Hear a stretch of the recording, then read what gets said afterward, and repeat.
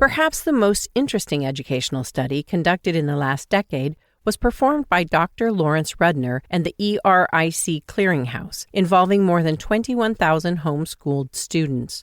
The study, analyzing student performance on standardized tests, found that the average homeschooled 8th grade student tested 4 grade levels above the national average.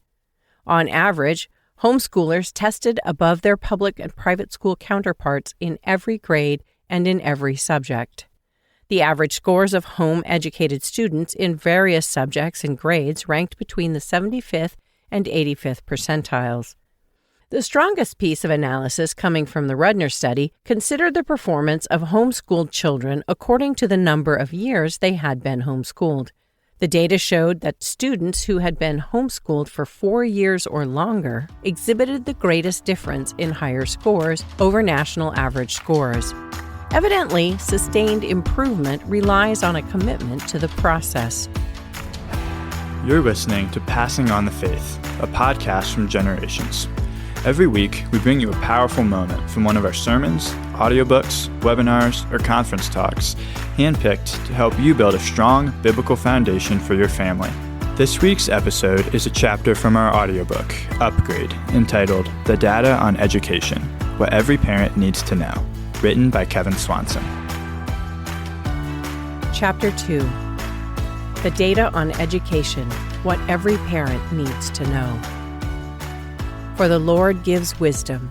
From his mouth come knowledge and understanding. Proverbs 2:6. Considering average scores from nationally standardized tests administered to American school children, some forms of education clearly produce better results.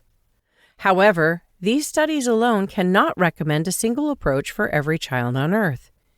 This is because of the principle of individuality. Also, one must remember that no scientific study is definitive. There is always a margin of error.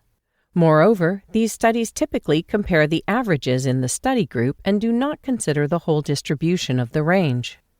When you look at the academic performance of a group of students on a standardized test, the data make up a bell curve. Many of the students will be grouped around an average, while a few students fall at the high and low ends of the spectrum.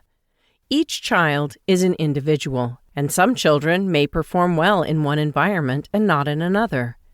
There are other factors that contribute to the success or failure of a student besides the factors looked at in one particular study. These factors might include the quality of parenting, economic conditions, intellectual ability of the student, and so forth. Scientific studies can identify areas in which there are problems and areas in which we might look for solutions. But the studies hold no ultimate answers. This is why most of this book will be concerned with the principles of good education established by historical example and biblical revelation. A major study. 20 years ago, only 16% of Americans considered homeschooling a good idea. A radical shift has occurred in the American view of homeschooling since then. According to a recent poll, the percentage has risen to 42%. Undoubtedly, the media has made a strong contribution to this change. Over the last several years, the majority of media coverage of homeschooling has been positive. Recently, homeschooled youngsters dominated the National Spelling Bee, taking home all 3 of the top prizes. In the National Geography Bee last year, 3 of the top 6 winners were homeschoolers. Homeschoolers are capturing 10% of the top full-ride college scholarships, yet they make up only 1 to 2% of the high school graduates. Homeschoolers are scoring well over the national average in the nationally standardized tests, including the SAT and ACT college entrance exams. Perhaps the most interesting educational study conducted in the last decade was performed by Dr. Lawrence Rudner and the ERIC Clearinghouse, involving more than 21,000 homeschooled students.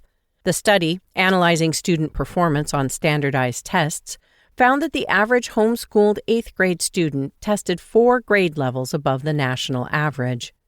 On average, homeschoolers tested above their public and private school counterparts in every grade and in every subject. The average scores of home-educated students in various subjects and grades ranked between the 75th and 85th percentiles. The strongest piece of analysis coming from the Rudner study considered the performance of homeschooled children according to the number of years they had been homeschooled. The data showed that students who had been homeschooled for 4 years or longer exhibited the greatest difference in higher scores over national average scores. Evidently, sustained improvement relies on a commitment to the process. This does not mean that homeschooling is for everyone. Neither does it mean that everyone who homeschools does a good job. Every distribution has what statisticians call the lower tail, and that would include the academic performance of homeschoolers. While some score in the 80th percentile, there are also those who score in the 10th to 20th percentile. In 2009, Dr. Brian Ray from the NHERI, the National Home Education Research Institute, conducted another significant study on the academic performance of home-educated students in this country. Over the previous decade, the homeschool population had doubled, producing a wider distribution of participants in the movement. So, of course, academic leaders were interested in the results of the study, which included in excess of 12,000 students over a wider variety of testing services. The results are contained in the chart below. Average percentile, national average 50 percentile. 2009 Ray study, reading 89, language 84, math 84. 1999 Rudner study, reading 85, language 73, math 77. This data indicates a substantial improvement over the previous study conducted 10 years earlier, with the most significant improvement seen in the areas of language and mathematics. Compare this study also to a significant study just issued by Stanford's Center for Research on Education Outcomes on Charter School Performance. The study of collective reading and math progress in 2,403 charter schools in 15 states and cities, including the District of Columbia, that was released in June 2009, showed that almost half of the charter schools produced results similar to those from comparable public schools. Charter schools producing worse results than the traditional schools outnumbered those with better numbers by more than 2 to 1. Factors that do not contribute to success or failure. Nevertheless, a study of this magnitude demonstrating such outstanding results cannot be ignored. This should direct the attention of every school administrator, teacher, and parent in America toward the homeschooling option. What is it that homeschooling parents are doing right? Is it simply sitting at home and being taught by parents that brings out in children the kind of success seen in the Rudner study and substantiated by dozens of other studies? Or is it something else? These studies have found that there are a number of things that do not contribute to the success of the homeschool. For example, there is no statistically significant difference between the performance of homeschooled children with teacher-certified parents and those whose parents do not have teacher certification. Moreover, there was little significant difference between the performance of homeschooled children whose parents had doctoral and master degrees versus those parents with only a high school diploma. The data also seem to indicate that the economic status and race of the parents has little to do with the academic performance of a child. Interestingly, the same cannot be said for children enrolled in public schools. Students who attend conventional state schools and whose parents have master's and doctoral degrees perform at a significantly higher level than children whose parents do not have high school diplomas. In addition, parental economic status, race, and teacher certification remain more significant factors for those children attending the conventional state schools. More interesting data. Another recent study indicates that children tend to perform better in smaller schools than in larger schools.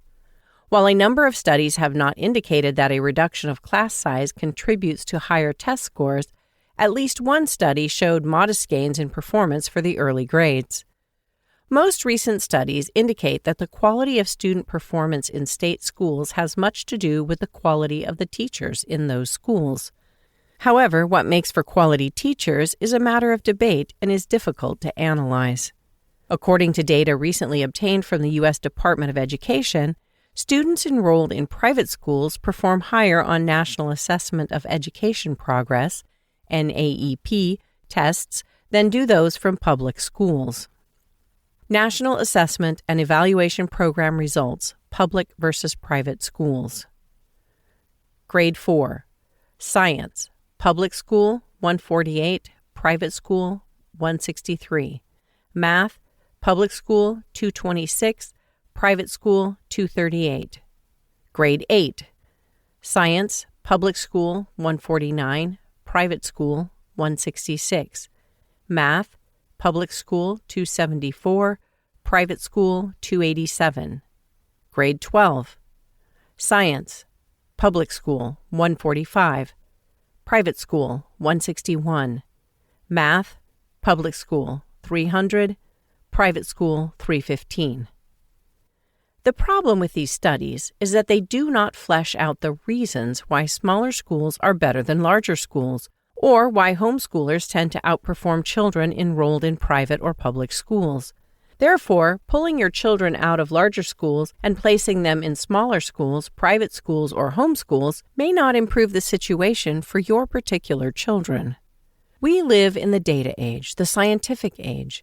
We trust data, but we do not always interpret the data well. That is because everybody interprets data in light of their worldview framework. Besides this, every researcher has his or her biases that eventually determine how the study will be conducted, which factors will be analyzed, which will be blocked, and which will be ignored. Even if we accept the results at face value, the studies are still based on nationally standardized tests. These tests are incapable of determining the overall success of the education program over the life of one particular student. Success is a slippery term that is defined on the basis of one's worldview assumptions. The definition of success given in the first chapter simply cannot be tested by any of the nationally standardized exams presently used. Conclusion. So why look at the data at all? The data can redirect our attention back into a general area that we have failed to consider. Scientific studies can force us to reevaluate our pre-commitments. They can force us to reevaluate the ancient method of home education and the principles behind it that make it work. After all, something must have worked with George Washington, Thomas Jefferson, James Madison, Theodore Roosevelt, Abraham Lincoln, Patrick Henry, Robert E. Lee, C.S. Lewis, Thomas Edison, Benjamin Franklin, Douglas MacArthur, Wolfgang Amadeus Mozart, and Charles Dickens. Each was homeschooled in his early years by father, mother, or both. What is it that these fathers and mothers did in their homes that proved to be effective?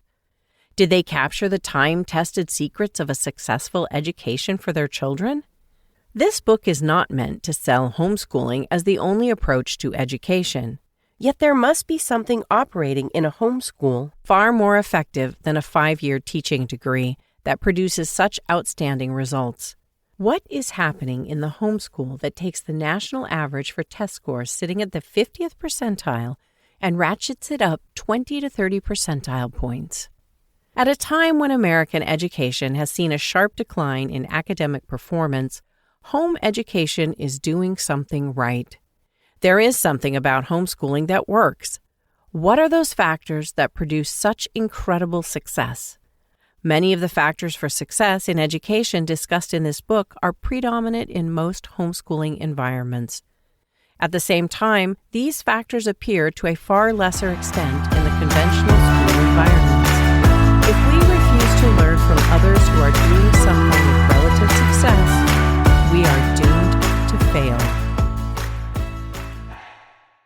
This has been a production of the Generations Media Network. For more information, go to generations.org/media. Thanks for listening to Passing on the Faith. If you're looking for resources to disciple your kids and build a Christ-centered home, we'd love to help. Generations offers books, curriculum, devotionals, and tools designed to help you pass on the faith to the next generation. And just for our listeners, you can get 15% off your next order. Just use the code PASSING at checkout. That's PASSING